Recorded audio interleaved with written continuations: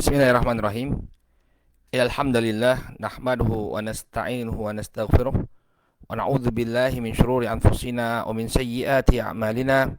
May yahdihillahu fala mudilla lahu wa may yudlil fala hadiyalah. Asyhadu an la ilaha illallah wahdahu la syarika lah wa asyhadu anna Muhammadan abduhu wa rasuluh sallallahu alaihi wa ala alihi wa sahbihi wa man ittaba'a hudahu ila yaumiddin, amma ba'd. Saudaraku kaum muslimin yang semoga senantiasa dimuliakan oleh Allah.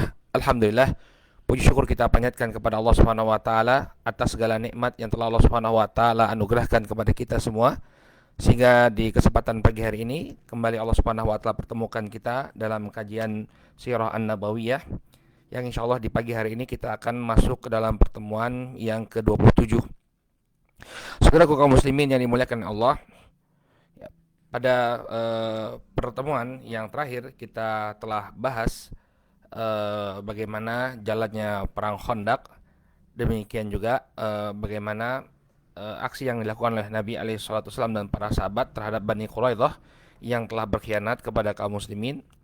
Maka insya Allah di kesempatan pagi hari ini kita akan masuk ke dalam pembahasan yang baru, yakni tentang perjanjian Hudaybiyah. Ini pembahasan tentang perjanjian Hudaybiyah. Ya, ini satu fase yang sangat masyhur ya, terjadi menjelang atau menjelang pembukaan atau penaklukan kota Makkah. Jadi perjanjian Hudaybiyah ini diambil dari nama suatu tempat ya. Kan orang kalau bikin perjanjian itu biasanya diambil dari tempat perjanjian itu dibuat ya. Misalnya perjanjian Linggarjati ya, perjanjian Linggarjati atau perjanjian eh, apa eh, ya banyaklah perjanjian-perjanjian yang atau perjanjian Giyanti ya, perjanjian-perjanjian yang dinisbatkan pada suatu tempat. Nah, perjanjian Hudaybiyah atau Sulh Hudaybiyah ini kembalinya kepada suatu tempat. Nama tempatnya itu adalah Hudaybiyah. Ya, Hudaybiyah ini adalah sebuah sumur atau sebuah mata air yang terletak di bagian barat daya kota Makkah. Jadi ini sudah mendekati kota Makkah. Ya, jaraknya sekitar 22 kilometer dari kota Makkah. Ya, jadi ini suatu tempat ya yang terletak dekat dengan kota Makkah. Nah, kenapa kok ada perjanjian di sana? Ya, ini bermula dari keinginan Rasul Shallallahu Alaihi Wasallam untuk melakukan umroh. Ya, karena Nabi SAW itu sudah berkali-kali ya memenangkan peperangan. Jadi beliau itu merasa sudah memiliki kekuatan, yang memiliki tawar ya, nilai tawar di hadapan orang-orang Quraisy. Maka beliau alaihissalatu wassalam pun ya mencoba ingin melaksanakan ibadah umroh. Maka beliau bersama 1.500 orang para sahabat pada tahun ke-6 Hijriah di bulan Dzulqa'dah ya, beliau pergi menuju ke Makkah. Dan ketika itu Nabi Shallallahu Alaihi Wasallam tidak membawa persenjataan lengkap. Ya, jadi cuma Cuma ingin umroh. Tujuannya cuma ingin umroh saja, bukan ingin berperang. Ya, maka beliau Shallallahu Alaihi Wasallam bersama para sahabat ya berjalan mereka dari Madinah, kemudian sampai di Dzulhulaifah. Ya, Dzulhulaifah ini sebuah kawasan yang terletak di luar kota Madinah. Kemudian beliau berihram di sana. Jadi orang-orang yang ingin menunaikan ibadah haji atau ibadah umroh ya, mereka harus berihram terlebih dahulu ya, menggunakan dua pakaian ya, dua lembar kain yang tidak berjahit ya, yang satu dipakai di bawah, yang satu dipakai di bagian atas ya bagi kaum laki-laki. Kemudian tidak menggunakan minyak wangi dan nanti ada larangan-larangan ya seputar ihram ya, tidak boleh memakai minyak wangi, tidak boleh kemudian menggunting rambut dan yang semisalnya. Maka Nabi alaihissalam ya dan para sahabat mulai berihram di Dzulhulaifah. Mulai berihram di Dzulhulaifah. Kemudian berangkatlah beliau menuju kota Makkah.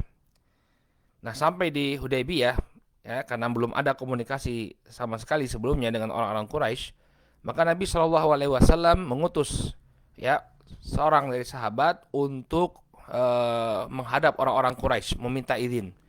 Bagaimanapun juga ya, Makkah ini ada penguasanya. Ini ada orang-orang yang harus dimintai izin di sana. Nggak bisa kemudian langsung masuk saja ke kota Makkah ya, harus ada izin terlebih dahulu.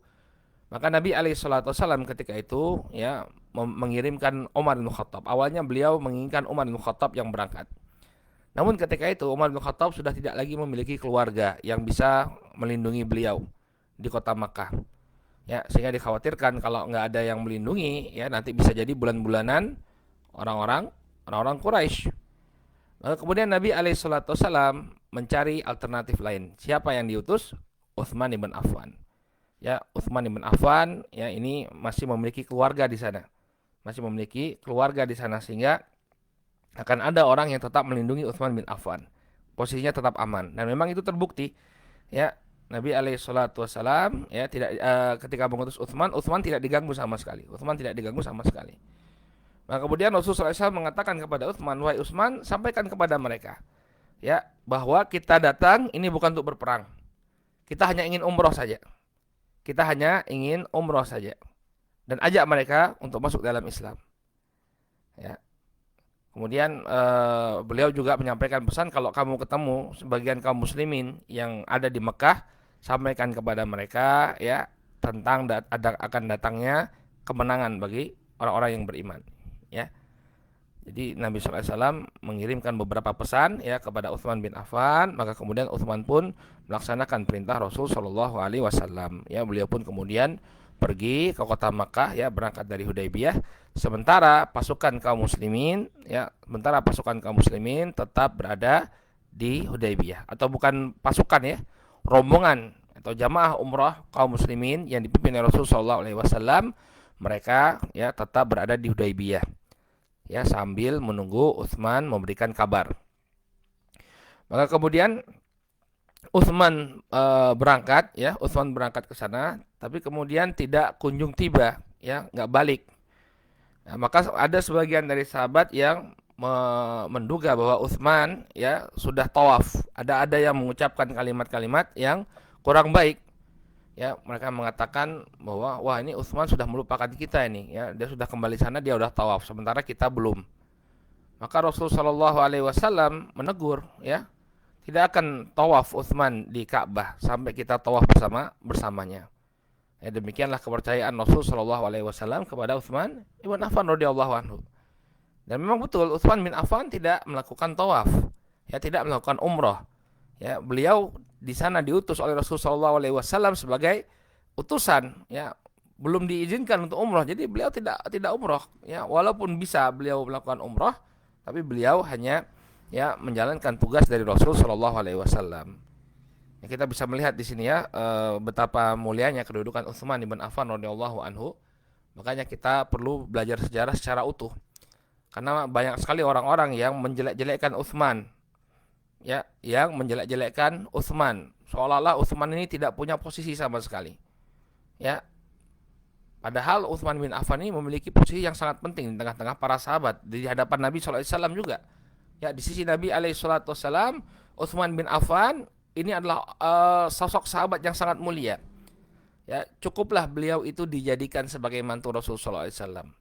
Bahkan beliau menikah dengan 2 orang. Ya, anak dari Rasul Shallallahu Alaihi Wasallam, ya Ummu Kulthum, Ruqayyah dan Ummu Kulthum, 2 anak Nabi dikasih kepada Utsman. Ya, cukup dengan ini saja sebenarnya sudah memberikan, Nabi SAW sudah memberikan 2 orang putrinya kepada Utsman, sudah menunjukkan keutamaan yang luar biasa dari Utsman ibn Affan. Ya, oleh karena itu jangan kita terpengaruh dengan propaganda sebagian orang yang tidak suka kepada Utsman, ya yang tidak suka kepada Utsman. Ya, apalagi nanti kalau kita baca karya-karya orang belakangan ini ya, pencelaannya kepada Utsman itu luar biasa. Utsman itu KKN, Utsman mementingkan keluarga dan seterusnya. Padahal kalau dianalisa lebih lanjut ya, tuduhan-tuduhan tersebut sebenarnya tidak berdasar sama sekali. Ya, saya pernah buat tulisan ya pembelaan terhadap Utsman ya, bagaimana sih posisi Utsman? Contohnya seperti apa? Tuduhan bahwa Utsman itu mengangkat saudara-saudaranya, mengangkat orang-orang yang masih satu keluarga. Ternyata setelah diteliti ya mengangkat saudara-saudaranya sebagai gubernur.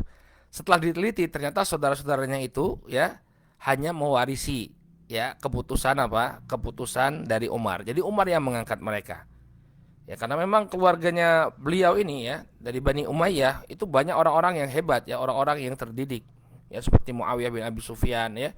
Orang-orang yang memang mereka bisa baca tulis, mereka adalah orang-orang hebat ya.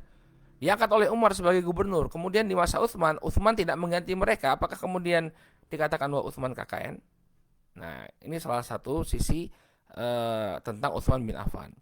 Ya, ini jangan sampai terpengaruh kalau ada orang yang menjelek-jelekkan Utsman ibn Affan radhiyallahu anhu. Nah, kemudian terdengar kabar ya di tengah-tengah para sahabat bahwa Utsman telah dibunuh. Utsman telah terbunuh. Ya, jadi zaman itu kita tidak bisa mengkonfirmasi sebuah berita dengan cepat, ya.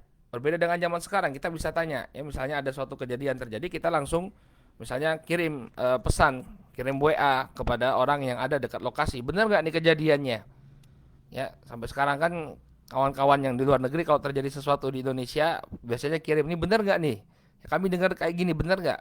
Ya, atau sebaliknya terjadi sesuatu di Saudi, benar nggak nih Masjidil Haram sudah dibuka? Langsung kita konfirmasi kepada kawan-kawan di sana. Nah, ketika itu belum ada fasilitas yang demikian, sehingga begitu terdengar kabar Utsman nggak bisa mengkonfirmasi. Oleh karena itu Rasul Shallallahu Alaihi Wasallam mengambil baiat dari para sahabat. Ya, baiat ini apa? Janji setia, ya, bahwa mereka akan melindungi Rasul Shallallahu Alaihi Wasallam kalau terjadi betul-betul serangan kepada kaum muslimin ketika itu. Ya, inilah baiat yang disebut sebagai baiatur ridwan. Nah, ketika itu Utsman kan tidak ikut. Ya, Utsman tidak ikut. Ya, terdengar kabar, ya, jadi ada ihtimal, ada kemungkinan Utsman itu sudah terbunuh. Tapi Nabi SAW kemudian ya menggenggam tangannya satu sama lain, ya, jadi menangkupkan tangannya, ya.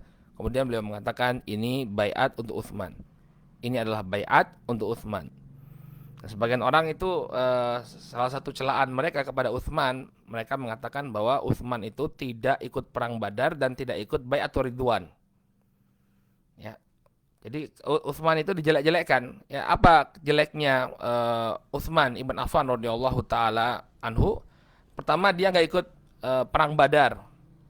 Maka ini kita bantah dengan apa? Beliau tidak ikut perang Badar karena ya istri beliau Ruqayyah sakit parah dan beliau ditugasi oleh Rasulullah SAW untuk menjaga Ruqayyah. Jadi beliau tidak ikut perang Badar itu juga karena instruksi dari Rasulullah SAW. Ya, kemudian ketika baiatur ridwan, ya baiatur ridwan ini kan orang yang mengikuti baiatur ridwan kan dipuji oleh Allah Subhanahu Wa Taala. Nanti kita bacakan ayatnya. Ya, Utsman nggak ikut baiatur ridwan. Maka kita katakan beliau ikut, ya, dengan apa diwakili oleh Rasulullah SAW sendiri. Beliau mengatakan hadali Utsman. Ini untuk Utsman. Ini beliau membaiat beliau menyodorkan tangan beliau menggenggamkan tangan beliau ke tangannya yang lain kemudian mengatakan bahwa ini adalah baiatnya Utsman. Ya. Jadi beliau termasuk yang berbaiat dengan baiatur ridwan bahkan spesial baiatnya. Kenapa? Karena diwakili oleh Rasulullah Shallallahu alaihi wasallam. Ya, ternyata kemudian Utsman ibn Affan kembali ke tengah-tengah kaum muslimin, tidak terjadi apa-apa.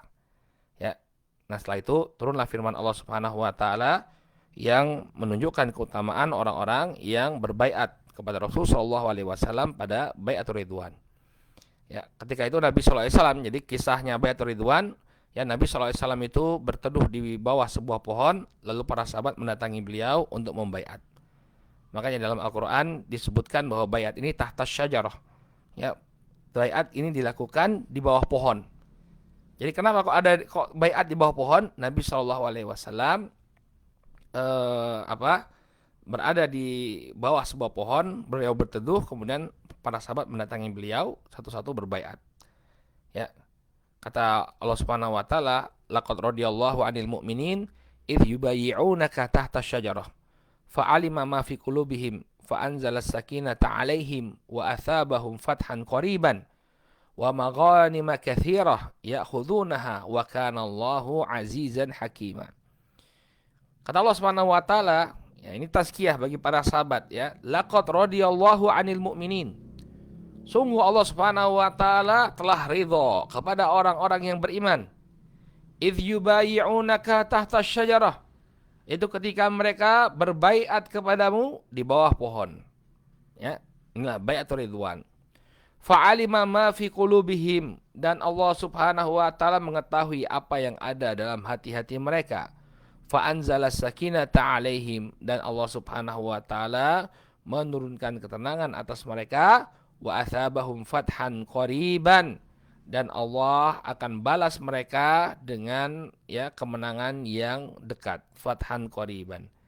Ya, jadi ini adalah indikasi bahwa sebentar lagi masalah ini akan selesai. Ya, kaum muslimin akan diberikan kemenangan dengan ditaklukkannya kota Makkah. Jadi ketika peristiwa Hudaybiyah ini Allah Subhanahu wa taala telah memberikan indikasi bahwa sebentar lagi kemenangan akan datang.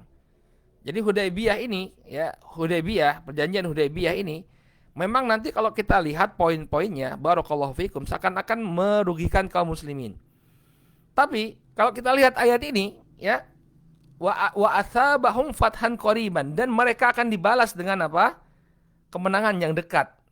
Nah, sesungguhnya perjanjian Hudaybiyah ini walaupun terkesan merugikan kaum muslimin, tapi pada hakikatnya dia menunjukkan bahwa inilah pembuka kemenangan bagi kaum muslimin. Karena nanti ya, gara-gara perjanjian Hudaybiyah ini dilanggarlah, maka Rasulullah SAW bisa menaklukkan kota Makkah. Ya, masya Allah. Makanya ketika berbaiat Allah turunkan wa asabahum fathan qariban, dan Allah Subhanahu wa taala akan berikan ya balasan kepada mereka dengan kemenangan yang dekat waktunya, wa maghanima katsirah, dan ghanimah yang banyak. Ini setelah Fatu Makkah terjadi perang Hunain. Ya, orang-orang dari Taif yang berkumpul dan juga orang-orang Hawazin berkumpul nanti membawa ghanimah yang sangat banyak, berhasil dikalahkan oleh Rasulullah SAW, maka ghanimah yang diperoleh sangat banyak diambil oleh Rasulullah SAW. Ya'khudunaha, ya, di mana mereka akan mengambil ghanimah tersebut. Wa kanallahu azizan hakima, dan Allah Subhanahu wa taala ini maha perkasa lagi maha bijaksana. Ya, jadi ini adalah indikasi kemenangan yang akan didapati oleh Rasul alaihi salatu wassalam dan para sahabat. Baik. Kemudian datang ya utusan dari Quraisy, yakni Urwah bin Mas'ud. Urwah bin Mas'ud ini yang pertama diutus oleh mereka. Jadi nanti ada dua kloter ya. Pertama ini kloternya Urwah bin Mas'ud, kemudian yang kedua Suhail. Ya, Suhail bin Amr yang diutus untuk bernegosiasi dengan Nabi sallallahu alaihi wasallam. Maka Urwah bin Mas'ud ini diutus dia untuk karena tadi Utsman telah menyampaikan kepada orang-orang Quraisy ya bahwa mereka ingin melakukan umrah, maka datang Urwah bin Mas'ud kemudian menemui Rasulullah sallallahu alaihi wasallam. Ya, kemudian terjadi perbincangan antara Urwah dan Rasulullah SAW. Mereka pun bersepakat untuk membuat perjanjian. Oke, kalau gitu, kalau memang kamu pengen, ya kita buat perjanjian dulu. Jadi nggak langsung umrah tahun ini, tapi kita buat dulu kesepakatan. Ya, kita buat dulu kesepakatan apa yang harusnya ya kita sepakati terlebih dahulu, baru kita lihat nanti apa yang bisa kita hasilkan dari pertemuan tersebut. Nah, ketika itulah Urwah bin Mas'ud melihat penghormatan yang luar biasa dari para sahabat Nabi alaihi salatu wasallam kepada beliau. Ya, mereka berebut wudunya Rasul sallallahu alaihi wasallam, mereka melayani Rasul sallallahu alaihi wasallam. Ya, yang Urwah bin Mas'ud ini ya, dia sudah pernah bertemu, sudah pernah melihat para raja, dia sudah pernah melihat kaisar, dia sudah pernah melihat Kisra, dia sudah pernah melihat Najasyi. Ya, ini adalah raja-raja besar yang berada di sekitar Jaziratul Arabiyah. Kaisar, ya, rajanya Romawi, Kisra, rajanya Persia, Najasyi, rajanya Habasyah. Ya, dia melihat orang-orang, tidak ada yang seperti para sahabat dalam mengagungkan Rasul sallallahu alaihi wasallam. Ya, orang-orang di sekitar Kaisar, Kisra dan Najasyi, ya, tidak ada yang seperti para sahabat dalam mengagungkan Rasulullah sallallahu alaihi wasallam. Ini yang direkod atau yang direkam oleh Urwah bin Mas'ud ketika itu. Nah, maka kemudian diutuslah Suhail bin Amr. Ya, Suhail bin Amr diutus oleh orang Quraisy untuk bernegosiasi dengan Nabi Shallallahu Alaihi Wasallam. Nah, ketika Suhail ini datang, Nabi Shallallahu Alaihi Wasallam bertafaul. Apa itu bertafaul? Ya, beliau merasa optimis dengan kedatangan Suhail. Ya, Suhail itu kan namanya Suhail. Suhail itu dari kata sahlun. Artinya apa? Mudah. Ya. Maka kata Nabi sallallahu alaihi wasallam, "Qad sahula amrukum." Perkara kalian telah dipermudah. Kenapa? Karena utusannya Quraisy itu namanya Suhail. Ini namanya tafaul. Ini namanya tafaul. Tafaul itu kita merasa optimis dengan melihat sesuatu. Ini boleh ya. Yang enggak boleh itu kalau merasa sial. merasa sial. Nah, ini nggak boleh. Tapi kalau merasa optimis, ngelihat ada orang datang namanya Suhail, ya, maka apa? Maka ini adalah pertanda kemudahan. Kita merasa optimis. Wah, ini kemudahan ini. Kenapa? Karena yang datang utusannya namanya Suhail. Maka Nabi Shallallahu Alaihi Wasallam pun ya bersepakat dengan Suhail bin Amr untuk membuat sebuah perjanjian. Mari kita tulis ketetapan antara kami dan kalian. Kemudian Nabi Shallallahu Alaihi Wasallam menulis seorang penulis. Yang dalam riwayat disebutkan bahwa yang menulis itu adalah Ali bin Abi Thalib radhiyallahu anhu. Maka kemudian Nabi Shallallahu Alaihi Wasallam ya memerintahkan Ali untuk menulis Bismillahirrahmanirrahim. Ini menunjukkan disunahkannya kita kalau kita membuat surat, ya surat perjanjian atau surat apa, itu dimulai dengan basmalah. Ini contoh dari Nabi SAW ketika membuat perjanjian dengan orang-orang Quraisy, beliau memerintahkan Ali bin Abi Thalib untuk menulis Bismillahirrahmanirrahim. Ya. Kemudian kata Suhail, ya, apa ini Ar-Rahman? Ya, kami nggak tahu ini apa Ar-Rahman. Yang kami tahu Ar-Rahman ini, ya Ar-Rahmannya Yamamah katanya. Ya, dalam sebagian riwayat dikatakan bahwa Suhail mengatakan kepada Nabi sallallahu alaihi wasallam, ya, yang kami ketahui Ar-Rahman ini adalah Ar-Rahman Yamamah. Siapa yang dimaksud Ar-Rahman Yamamah? Yang dimaksud dengan Ar-Rahman Yamamah itu adalah Musailimah. Jadi di masa itu Musailimah ya sudah mengklaim dirinya sebagai nabi dan dia digelari sebagai Ar-Rahman. Ar-Rahman, ya, yang rahmatnya luas. Maka kata Suhail, saya nggak mengetahui adanya Ar-Rahman kecuali Ar-Rahmannya Yamamah. Ya, nggak mau pakai nama, pakai Bismillahirrahmanirrahim. Tulis Bismikallahumma. Baik, akhirnya apa? Pakai Bismikallahumma. Nah, lihat ya, kadang-kadang kita itu harus ngalah ya. Kalau ada kemaslahatan yang lebih besar, terkadang mengalah itu perlu. Kalau Nabi ngotot, ya, nggak mau, pokoknya Bismillahirrahmanirrahim, nggak mau, titik 100%. Ya, nggak jadi perjanjiannya. Ya, tapi beliau melihat di sana ada kemaslahatan. Di sana ada kemaslahatan, maka beliau pun ya mengakomodir permintaan Suhail, ya sudah, tulis Bismikallahumma. Baik. Kemudian beliau menambahkan, ya, inilah kesepakatan yang disepakati oleh Muhammad Rasulullah. Diprotes lagi sama Suhail. Kalau ditulis di dalam perjanjian Muhammad Rasulullah, ya ngapain kita perang? Ya, benar juga ya.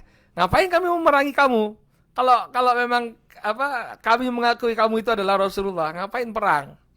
Ya, tulis saja Muhammad bin Abdullah. Ya sudah, akhirnya dihapus, ya, diganti dengan Muhammad bin Abdullah, ya. Nah, awalnya siapa? Ali nggak mau ya, karena ini Muhammad kan adalah Rasulullah, Nabi Muhammad, ya. Muhammad adalah utusan Allah, Rasulullah. Jadi dia nggak mau hapus. Tapi kemudian Nabi SAW yang menghapus, ya, karena ada kemaslahatan yang lebih besar. Dan nanti apa yang dilakukan ini ya, momen ini, barakallahu fikum, makanya sejarah itu sebenarnya dia puzzle yang saling bersambung ya. Nanti kejadiannya ketika Ali perang dengan Muawiyah, kan mereka buat perjanjian juga. Ya. Ya, dalam perang Siffin, terjadi perang Siffin antara Muawiyah dan Ali, kemudian bikin perjanjian juga. Nah, Ali mengikuti apa yang dilakukan oleh Nabi SAW. Kalau Rasulullah menghapus gelar Rasul dalam perjanjian Hudaybiyah, nanti Ali yang waktu perjanjian Hudaybiyah jadi juru tulisnya Rasulullah, nanti ketika dia buat perjanjian dengan Muawiyah, ya, beliau menghapus gelar Amirul Mukminin. Ya, menghapus gelar Amirul Mukminin. Kenapa? Karena ini dia mengikuti Nabi. Ya, beliau saksi sejarah, bahkan pelaku sejarah. Ya, Nabi menghapus gelar Rasulullah demi kemaslahatan. Nah, maka ketika berdamai dengan Muawiyah, Ali nanti menghapus gelar Amirul Mukminin agar bisa berdamai. Nah, inilah yang kemudian menyebabkan orang-orang Khawarij memisahkan diri dari Ali, bahkan memerangi Ali.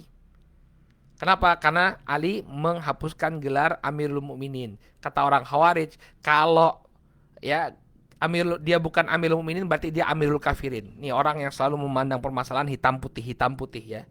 Gak mau berpikir analitik ya. Pokoknya kalau bukan Amirul Mukminin berarti Amirul Kafirin. Nah, kalau kita bawa kepada kasus ini, apakah Nabi SAW ketika menghapus gelar Rasul beliau jadi bukan Rasul? Nah, itulah bahaya pemikiran Khawarij ya, orang-orang yang tidak mau berpikir analitik. Ya, jadi pokoknya hitam putih. Kalau nggak mukmin kafir, mukmin kafir. Ya, mudah memvonis kafir ya kepada orang-orang yang berbeda pendapat. Nah, ini Nabi SAW kemudian apa? Menghapus tulisan Muhammad bin Abdullah. Lalu mereka sepakat ada beberapa poin. Ya, ini beberapa klausul perjanjian Hudaybiyah. Yang pertama, barakallahu fikum, tidak saling menyerang antara kaum muslimin dan juga penduduk Mekah selama 10 tahun. Ya. Jadi ini perjanjian Hudaybiyah ini berlakunya 10 tahun. 10 tahun nggak boleh perang. Ya. Makanya setelah ini orang-orang Quraisy mendapatkan keberuntungan, ya. Mereka jalur perdagangannya aman. Oleh karena itulah nanti Abu Sufyan bisa ketemu dengan Heraklius lagi ya. Bisa ketemu dengan Herokla. Jadi nanti Nabi SAW mengirimkan surat kepada Heraklius. Nah, pas Abu Sufyan sedang berdagang di di negeri Syam. Kenapa kok bisa berdagang? Ya, karena sudah ada perjanjian damai dengan Nabi SAW. Jadi mereka aman lewat Madinah. Ya, jadi beruntung sekali orang-orang Quraisy dengan perjanjian ini. Kenapa? Karena mereka ya diberi keamanan selama 10 tahun nggak diserang oleh kaum muslimin. Kemudian yang kedua, ya, kaum muslimin diperbolehkan untuk umroh, tapi tahun depan, bukan tahun sekarang, tahun depan. Dan tidak membawa senjata kecuali pedang dalam sarungnya. Jadi nggak boleh bawa senjata, paling cuma untuk apa? Self defense saja, ya, untuk mempertahankan diri saja, bukan untuk menyerang, ya, bukan untuk berperang, tapi untuk mempertahankan diri saja. Oke, ini poin yang kedua, ya. Jadi diperbolehkan umroh, tapi tidak sekarang, nanti umrohnya tahun depan. Kemudian, nah dua poin yang ketiga dan poin yang keempat ini yang agak bikin gergetan ya. Siapa yang datang ke Madinah ya dari penduduk Mekah, maka Rasulullah SAW berkewajiban untuk mengembalikannya ke Mekah. Nggak boleh lagi ada yang hijrah. Jadi kalau ada yang hijrah ke Madinah, wajib untuk dikembalikan ke Mekah. Sebaliknya, siapa yang datang ke Mekah dari penduduk Madinah, nggak boleh dikembalikan ke Madinah. Ya sudah, kalau sudah kembali ke Mekah ya sudah, ya ditangkap, ditahan di Mekah. Nah, inilah yang nanti membuat Umar bin Khattab radhiyallahu anhu kecewa berat. Ya klausul yang ketiga dan keempat ini yang menyudutkan kaum muslimin, melemahkan kaum muslimin kelihatannya. Ya. Kemudian yang kelima, ini poin yang cukup penting juga, klausul yang paling penting juga ini ya dalam perjanjian Hudaybiyah, bahwa kesepakatan ini berlaku bagi kedua belah pihak dan sekutu-sekutunya, ya, dan sekutu-sekutunya. Ya, tidak boleh ada pengkhianatan dan pelanggaran. Nah, inilah yang poin kelima inilah yang membuka penaklukan kota Mekah.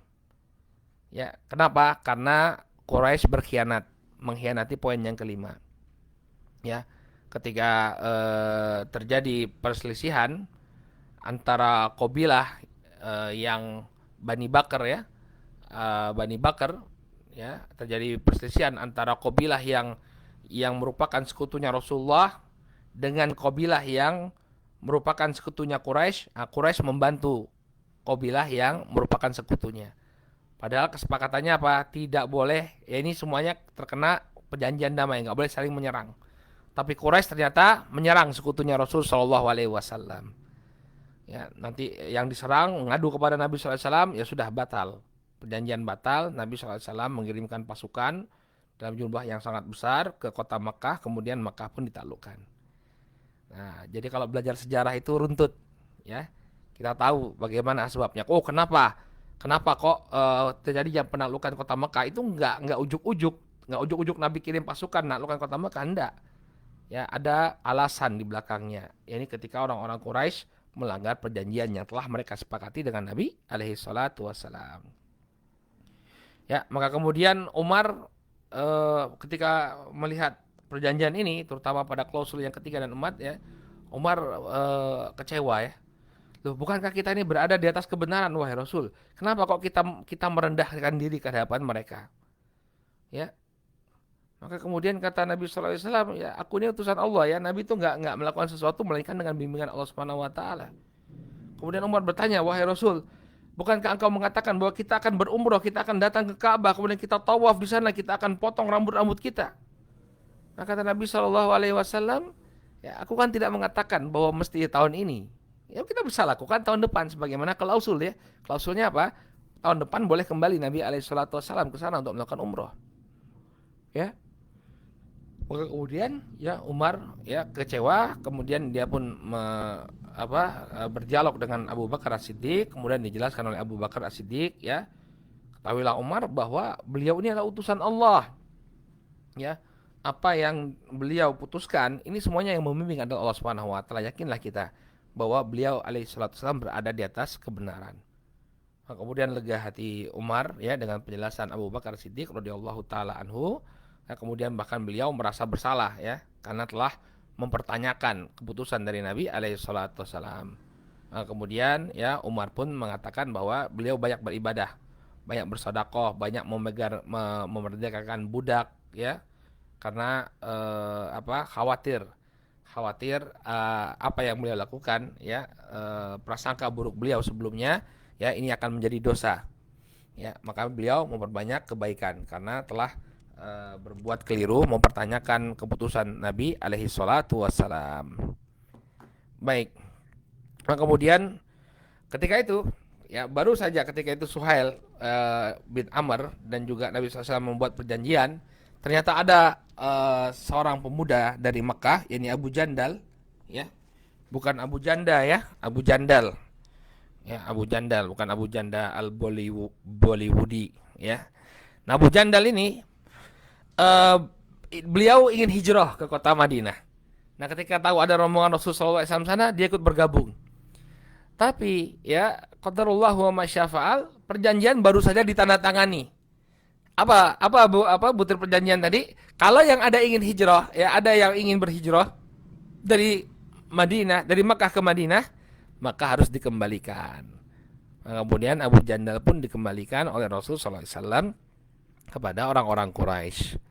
Beliau adalah konsekuensi pertama dari perjanjian tersebut. Ya, karena sudah disepakati dengan orang-orang Quraisy, akhirnya Abu Jandal pun diserahkan kembali kepada orang-orang Quraisy. Yang nanti kisahnya Abu Jandal ini kabur dari pengawalan orang-orang Quraisy, lalu dia membuat pasukan. Ya, membuat pasukan yang terpisah dari pasukannya Nabi sallallahu alaihi wasallam, kemudian suka mengganggu kabilah dagangnya orang-orang Quraisy. Dan dia di luar kontrolnya Nabi alaihi salatu wasallam, pasukannya Abu Jandal. Sehingga Nabi sallallahu alaihi wasallam enggak bisa dipersalahkan. Ya, karena Abu Jandal ini ya dia memisahkan diri dari Rasul sallallahu alaihi wasallam. Baik. Nah, kemudian kembalilah Nabi sallallahu alaihi wasallam ya karena mereka sudah tidak jadi umroh, maka tahallul di sana. Nabi sallallahu alaihi wasallam memerintahkan para sahabat untuk mencukur rambut. Ya, karena sudah karena enggak jadi umrohnya maka tahallul di Hudaybiyah. Ketika itu Nabi alaihi wasallam menyuruh para sahabat untuk tahallul, nyukur rambut. Enggak ada satupun sahabat yang melakukannya. Maka kemudian Nabi merasa kecewa. Kenapa ini kok sahabat kok enggak pada nurut? Ya. Kemudian kata Ummu Salamah, ketika itu istri Nabi SAW yang ikut bersama beliau adalah Ummu Salamah. Maka kata Ummu Salamah, gampang kata Ummu Salamah. Coba Nabi dulu yang cukur rambut. Ya, yang cukur rambut. Maka mereka pasti akan mengikuti. Ya. Maka setelah itu Nabi SAW mencukur rambut beliau, ya, maka langsung para sahabat mengikuti Rasulullah SAW. Ya, jadi ini pentingnya kita ketika berada di tengah-tengah manusia, berdakwah tengah-tengah manusia, hendaknya kita memberikan contoh terlebih dahulu. Ya, sebagian para ulama ya, mereka ketika ditanya satu permasalahan, mereka tunda. Ya, ketika itu ada yang bertanya tentang keutamaan membebaskan budak. Ya, maka dia menunda. Ulama ini menunda untuk memberikan jawaban. Tunggu dulu, kamu datang lagi setelah beberapa hari. Setelah beberapa hari orang datang, ya, kenapa kok nggak langsung memberikan jawaban? Kenapa kok harus nunggu dulu? Kata dia, agar saya bisa beramal dulu, baru ngajarin orang. Ya, jadi beramal dulu, baru ngajarin orang lain. Jadi kalau misalnya ingin diikuti, kita dulu yang harus melakukan perbuatan baik tersebut. Baik, ya. Nah ini perjanjian Hudaybiyah. Maka kemudian Nabi SAW kembali ke kota Madinah. Nah, ketika perjalanan, di tengah perjalanan, ya, turunlah firman Allah Subhanahu wa taala dalam surat Al-Fath, "Inna fatahna laka fathan mubina." Sesungguhnya kami telah memberikan kepadamu kemenangan yang nyata. Nah, ini kan unik ya. Belum ada penaklukan sama sekali, bahkan baru saja buat perjanjian yang dalam beberapa klausulnya itu ada poin-poin yang agak merugikan kaum muslimin. Tapi apa? Allah Subhanahu wa taala mengatakan inna fatahna laka fathan mubina. Kami telah memberikan kepadamu kemenangan yang nyata. Ya, sehingga apa? Sesungguhnya perjanjian Hudaybiyah ini walaupun ada beberapa klausul yang merugikan kaum muslimin, tampaknya ya dia merupakan pintu untuk meraih kemenangan yang telah dijanjikan oleh Allah Subhanahu wa taala. Ya, karena melanggar poin yang kelima dari perjanjian Hudaybiyah, maka Nabi SAW punya alasan untuk menyerang orang-orang Quraisy dan menguasai kota Makkah. Maka kata Nabi SAW, ya, laqad unzilat alayya laila suratan, ya, lahiya ahabbu ilayya mimma tala'at alaihi syams. Ya, sesungguhnya telah diturunkan padaku malam ini sebuah surat yang aku lebih cintai daripada terbitnya matahari. Ya, jadi lebih beliau cintai daripada terbitnya matahari. Kenapa? Karena ini merupakan pengkhabaran dari Allah Subhanahu wa taala tentang kemenangan yang akan didapati oleh beliau alaihi salatu wassalam. Nah, setelah terikat perjanjian Hudaybiyah, ya, ini keuntungannya perjanjian Hudaybiyah, ya, atau hikmah dari perjanjian Hudaybiyah, ya. Nabi SAW ketika tidak punya urusan lagi dengan orang-orang Quraisy karena mereka sudah terjalin dalam perjanjian damai, tidak saling menyerang, maka posisi Rasulullah aman, ya. Maka di antara hikmahnya beliau bisa memfokuskan diri untuk berdakwah. Ya sudah, kita nggak ngurusin orang-orang Quraisy, ya. Sementara ini aman, selama 10 tahun insya Allah aman. Maka waktu tersebut dimanfaatkan oleh Rasulullah SAW untuk berdakwah. Ya, beliau mengirimkan surat kepada para penguasa yang ada di Jaziratul Arabiyah. Ya, diantaranya kepada Najasyi, Muqawqis, Kisra, Al-Mundhir bin Sawi, Haudah bin Ali, Al-Harith bin Ghassan, kemudian Jaifar dan Ammar Al-Azdi, demikian juga Heraklius, Kaisar Romawi. Ya, ini menunjukkan apa istilahnya Nabi SAW luar biasa, ya. Madinah itu seperti sebuah negara, kepala negaranya beliau, kemudian beliau mengirimkan surat-surat, misi-misi diplomatik. Ya, jadi masa itu luar biasa, ya. Nabi SAW mengirimkan misi-misi diplomatik. Yang ini kalau bukan Nabi nggak bakalan ada di tengah-tengah Jaziratul Arabiyah. Kita sudah jelaskan di awal kali ketika kita membahas sirah, ya. Arabiyah itu kacau, ya. Nggak ada pemimpin, nggak ada keteraturan, nggak ada administrasi. Tapi di masa Nabi SAW berubah itu semua. Nabi SAW punya utusan-utusan. Ya, kalau bahasa kita sekarang apa? Duta besar, ada duta-dutanya yang dikirim oleh beliau alaihi salatu wassalam. Maka kita akan bahas beberapa kisah para penguasa yang mendapatkan surat dari Nabi alaihi salatu wassalam. Ya, kita mulai dengan An-Najasyi. Ya, An-Najasyi dikirimkan surat oleh Nabi alaihi salatu wassalam, ya. Ketika itu yang membawa surat adalah Amr bin Umayyah Ad-Dhumri. Di sini ada perbedaan pendapat di kalangan para ulama. Sebagian mengatakan bahwa yang menerima surat itu adalah Ashamah. Ashamah ini raja yang soleh itu, ya, raja yang menerima kaum muslimin dalam berhijrah. Ya. Kemudian ini pendapat yang pertama bahwa yang menerima surat itu adalah Ashamah. Dan Ashamah masuk Islam, ya. Ya, Najasyi ini masuk Islam. Najasyi yang bernama Ashamah yang menerima kaum muhajirin itu masuk Islam. Makanya Nabi sholat gaib ketika mendengar beliau meninggal. Ya. Kemudian ada pendapat yang kedua bahwa yang menerima surat adalah penggantinya Ashamah, ya, yang ketika itu berada di dalam agama Nasrani. Ya, kalau Ashamah dia beriman kepada Nabi SAW, masuk Islam, tapi penggantinya adalah seorang Nasrani. Baik, ini surat kepada An-Najasyi, ya, surat kepada An-Najasyi. Ya, berarti kalau sampai kepada suratnya itu kembali ke pendapat pertama sampai kepada Najasyi, berarti Najasyinya mau menerima masuk Islam. Tapi yang kedua, kalau pendapat yang kedua mengatakan bahwa dia tetap berada dalam kekufurannya. Kemudian surat yang kedua kepada Muqawqis. Nah, ini saya tunjukkan gambar-gambar, ya, dari dari pihak barat, ya. Gambar-gambar yang kita dapati dari pihak barat untuk menunjukkan bahwa apa yang kita kisahkan ini bukan fiksi, ya.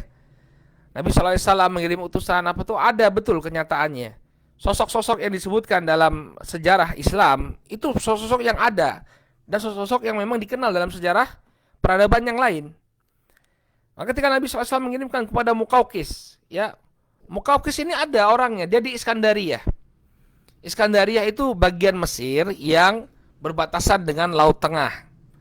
Orang Barat nyebutnya Alexandria. Alexandria.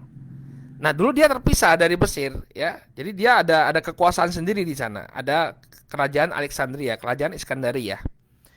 Ya, maka kemudian Hatib bin Abi Balta'ah membawa surat tersebut, ya, diberikan kepada Muqawqis.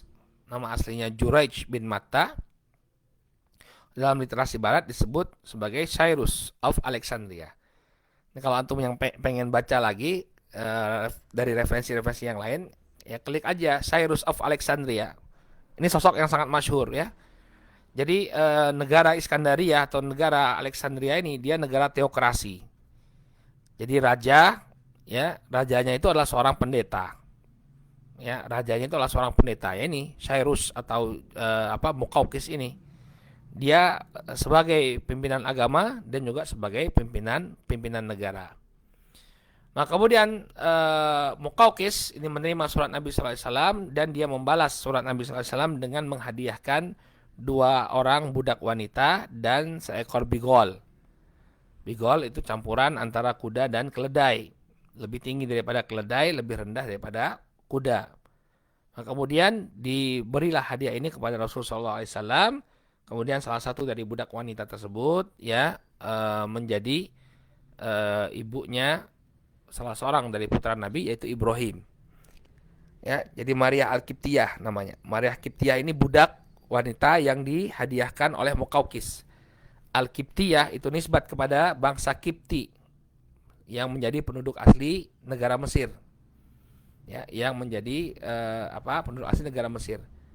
Maka kemudian Maria Al-Qibtiyah ini dijadikan budak oleh Rasulullah SAW, lalu dia melahirkan seorang anak laki-laki. Wulidali gulam wasama itu bismi abi Ibrahim. Nabi SAW, ya, dilahirkan untukku seorang anak laki-laki, kemudian aku beri nama dengan nama bapakku, yaitu Ibrahim. Nah, ini kisahnya Nabi SAW dengan Muqawqis. Ini Muqawqis dia tidak masuk Islam, tapi dia merespon, ya, orangnya beradab, ya, karena dia ini pemimpin agama juga, dia punya etika, ya, maka dia walaupun tidak menerima dakwah Nabi SAW, dia mengirimkan hadiah untuk Rasul alaihi salatu wasallam. Kemudian Kisra, ya, Kisra ketika itu tidak mau menerima surat tersebut, bahkan dia marah, ya. Kan kalau suratnya Nabi SAW itu barakallahu fikum, formatnya seperti ini, Bismillahirrahmanirrahim. Min Muhammadin Rasulillah ila fulan fulan, ya, ila fulan bin fulan. Jadi ditulis dulu nama Nabi dari Muhammad utusan Allah kepada si fulan. Nah, Kisra itu marah. Kenapa? Karena namanya Nabi didahulukan, disebut dulu. Ya, min Muhammadin ila Kisra. Ya, dia marah. Dia maunya nama dia yang ditulis terlebih dahulu. Maka kemudian dia robek-robek surat tersebut, ya. Alangkah beraninya orang yang hina menulis surat dengan menyebut nama selain namaku. Ya, apalagi pakai bismillah, kan. Bismillah tentunya bukan nama Rasul lagi yang didahulukan, tapi nama Allah Subhanahu wa taala. Nah, Kisra ini, ya, orang-orang zaman dulu menganggap bahwa raja-raja ini adalah separuh dewa. Ya, macam separuh Tuhan. Maka dia marah ketika nama yang selain dia ditulis terlebih dahulu dalam surat. Dan juga ini Nabi alaihissalam, ya, nanti kita sebutkan, ya, beliau itu ketika mengirimkan surat kepada para penguasa, ya, ada yang mengusulkan kepada Nabi SAW untuk membuat cincin, stempel, ya, untuk membuat stempel. Jadi stempel surat-surat yang dikirimkan itu ada stempelnya, ya, stempelnya Nabi SAW bertuliskan Muhammad Rasulullah. Nanti kita akan lihat di suratnya Herokla nanti. Contoh stempelnya Nabi SAW. Nah, ini menunjukkan kepada kita bahwa ada budaya-budaya Barat atau budaya-budaya Arab, budaya-budaya asing yang diadopsi oleh Nabi SAW. Stempel itu nggak dikenal di masa itu. Tapi ketika ada orang yang mengatakan kepada Nabi, wahai Rasulullah, ya orang-orang penguasa tuh nggak mau terima surat. Ya, kalau nggak ada stempelnya, maka Nabi mengadopsi tradisi asing ini, ya. Kemudian beliau membuat cincin stempel, beliau buat. Nah, ini menunjukkan kepada kita jangan terlalu rigid ya. Apa-apa yang dari barat itu bukan berarti nggak boleh semua. Apa-apa itu barat, itu barat, itu barat ya. Atau itu punyanya orang kafir. Enggak, Nabi sallallahu alaihi wasallam mengadopsi. Ya selama itu tidak bertentangan dengan syariat, nggak apa-apa diambil. Contohnya apa? Beliau pakai cincin, stempel. Ya, kenapa? Karena orang-orang barat tidak akan mau, orang-orang barat lagi. Orang-orang kafir, penguasa-penguasa kafir tidak akan mau menerima surat yang nggak ada stempelnya. Karena ada kemaslahatan di sana dan tidak melanggar prinsip syar'i, maka Nabi Shallallahu Alaihi Wasallam ya pun mengadopsi kebiasaan untuk menggunakan apa? Stempel. Paham ya? Nah, ini satu hal yang kita bisa dapati dari surat-suratnya Nabi Alaihi Wasallam. Kemudian ada juga yang menerima dakwah beliau ya, Al-Mundhir bin Sawi, penguasa Bahrain. Ya, Al-Mundhir bin Sawi ya mau dia menerima dakwahnya Nabi SAW, kemudian dia masuk Islam. Maka Nabi SAW tetap menganggap dia sebagai seorang penguasa dan juga memberikan bimbingan ya agar rakyatnya juga ikut Islam. Jangan kamu aja, jangan rajanya yang masuk Islam, tapi apa rakyatnya juga. Kemudian Nabi SAW meminta agar orang-orang Yahudi dan orang-orang Majusi yang ada di Bahrain ya untuk membayarkan jizyah, Jadi Bahrain ini sebuah pulau ya, pulau yang terletak di dekat Qatar. Sampai sekarang masih ada. Ya, populasinya mayoritas itu adalah Syiah. Banyak orang Syiah di sana. Walaupun penguasanya adalah seorang Sunni. Penguasanya Ahlus Sunnah, tapi rakyatnya Syiah. Makanya sering demo mereka. Ya, sering terdengar demo di Bahrain. Karena rakyatnya mayoritas adalah orang-orang Syiah. Kemudian Haudzah bin Ali, penguasa Damaskus. Penguasa Yamamah, Haudzah bin Ali, penguasa Yamamah. Ya, Haudzah menolak. Ya, menolak. Ketika dikirimi surat oleh Nabi SAW, dia menolak. Nah, nanti di sinilah nanti muncul kekuatan baru ya. Kekuatannya Musailimah Al-Kadzab yang mengaku sebagai nabi di Yamamah ini. Nanti kemudian ditumpas oleh oleh Abu Bakar As-Siddiq radhiyallahu taala anhu melalui pasukan yang dipimpin oleh Khalid bin Walid radhiyallahu anhu. Kemudian surat kepada Al-Harits Al-Ghassani. Ya, Al-Harits Al-Ghassani penguasa Damaskus ya, orang dari Ghassan. Ghassan ini adalah bangsa Arab yang mereka beragama Nasrani. Dan dia menjadi vassal. Vassal itu menjadi bawahannya Romawi ya. Dia orang Arab, ya, dia adalah suku Arab tapi agamanya Nasrani dan berada di bawah kekuasaan orang-orang Romawi. Maka dia pun menerima surat Nabi Shallallahu Alaihi Wasallam, tapi dia menolak dengan halus. Jadi sikapnya para pemimpin ini berbeda-beda ya. Ada yang menerima, ada yang menolak. Nah ini yang menarik, surat kepada Heraklius, ya, Kaisar Romawi. Ketika itu yang diutus oleh Rasulullah Shallallahu Alaihi Wasallam untuk mengirim surat kepada Heraklius adalah Kaisar Romawi. Adalah apa? Dihya Al-Kalbi, seorang sahabat yang bernama Dihya Al-Kalbi. Nah, uniknya ya, satu hal yang unik ketika sampai surat ini, barakallahu fikum, di di istana atau di negeri Syam ketika itu, di tempatnya Heraklius berada, sedang ada orang-orang Quraisy yang sedang berdagang. Ya, tadi kita sudah sebutkan bahwa sejak perjanjian Hudaybiyah mereka sudah bisa bebas berdagang lagi ke negeri Syam. Maka Heraklius ini ingin mengkonfirmasi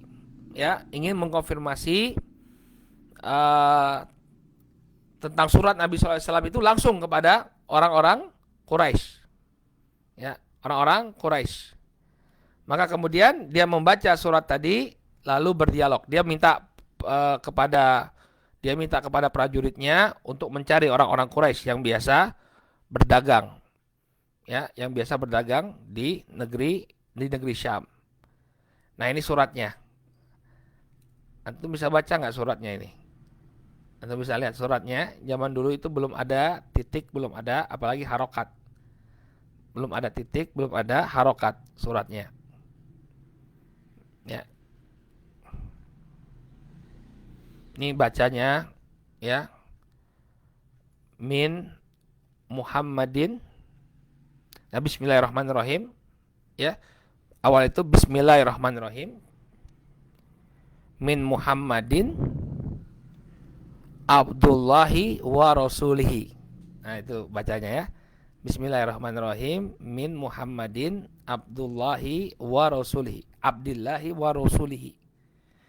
Ila Hirokla Adhimir Rum. Salamun ala manittaba'a al-huda. Bisa gak bacanya antum? Hah? Menarik sekali ya. Zaman dulu belum ada titik. Jadi membedakan antara ba, ta, sa, ini agak susah. Ya, ini suratnya. Ya, yang terjemahannya ya dari Muhammad min Muhammadin Abdullah wa Rasulih, Abdullah dan hamba Allah dan Rasulnya, kepada Hirokla Adhimir Rum. Salamun ala manitabahuda, keselamatan bagi orang yang mengikuti petunjuk. Ya, ini salam bagi orang yang non muslim ya, bagi orang-orang kafir ya. Salamun ala manitabahuda. Kemudian beliau mengajak Hirokla untuk masuk Islam. Amma ba'd fa ini adu'uka bida'watil Islam. Ya, setelah itu aku mengajakmu ya bida'watil Islam, untuk masuk ke dalam Islam. Ya. Aslam taslim. Ya, jadilah seorang muslim maka engkau akan mendapatkan keselamatan. Aslam taslim. Ya, dan seterusnya. Jadi ini ajakan Nabi SAW kepada Hirokla untuk masuk Islam. Maka kemudian Hirokla pun mengajak dialog. Ini dialog yang sangat terkenal. Ini dialog antara Abu Sufyan dengan Hirokla. Ya, jadi kemudian ditempatkan posisinya Abu Sufyan ini, beliau ditaruh di depan kaumnya, di depan orang-orang Quraisy yang ketika itu sedang berdagang. Ya, tapi membelakangi. Ya, membelakangi. Jadi nggak berhadap-hadapan. Jadi Abu Sufyan yang ngadep ke Hirokla, di belakang Abu Sufyan ada pasukan Quraisy, ada orang-orang Quraisy. Nah, maksudnya si Hirokla ini kan orang-orang Quraisy, orang-orang Arab itu kan mereka sangat menganggap tabu yang namanya bohong. Ya, makanya kalau misalnya Abu Sufyan berkata bohong, ya beliau bisa melihat reaksi orang-orang Arab yang ada di belakang Abu Sufyan. Kalau dia bohong mesti ada ekspresi ya, entah itu saling bisik-bisik atau apa, kelihatan bohongnya. Nah, kemudian Heraklius bertanya, Hirokla ini bertanya, ya coba kamu kabarkan, ya bukankah engkau berasal dari kaumnya Nabi ini? Ya benar, kata si Abu Sufyan. Coba kabarkan, ya coba kabarkan tentang Nabi tadi. Ya, apakah dia memiliki nasab yang terhormat? Maka kata Abu Sufyan, ya nasabnya terhormat. Kemudian ada nggak orang yang mengklaim seperti apa yang diklaim oleh Nabi ini? Nggak ada, baru dia aja, belum ada orang sebelum ini. Oke. Apakah kalian pernah menuduh dia berdusta? Kemudian kata Abu Sufyan, nggak pernah. Bahwa dia ini dulu dijuluki di tengah-tengah kami sebagai Al-Amin, sebagai orang yang terpercaya. Ya. Apakah dulu kakek-kakeknya adalah raja? Enggak, kata Abu Sufyan, enggak. Kakek-kakeknya bukan raja. Ya. Kemudian apakah pengikutnya adalah orang-orang yang kuat atau orang-orang yang lemah? Maka kata Abu Sufyan jujur ya, pengikutnya kebanyakan orang-orang lemah, kaum du'afa. Baik. Kemudian apakah pengikutnya semakin bertambah atau makin berkurang? Kata Abu Sufyan, makin bertambah pengikutnya ya. Masih bertambah. Kemudian ada nggak orang yang murtad ya dari agamanya? Sepengetahuanmu ada nggak yang murtad? Kata Abu Sufyan, nggak ada. Sepengetahuan saya nggak ada yang murtad ya. Orang begitu masuk Islam kokoh keimanannya. Walaupun ada si Ubaidillah bin Jahsh ya, suaminya Ummu Habibah, nanti kita akan sebutkan. Ya. Kemudian apakah dia pernah berkhianat? Nah, ini Abu Sufyan mulai merangkai kata. Wah, ini kayaknya saya bisa masuk ini untuk membuat opini, menggiring opini di depan kaisar.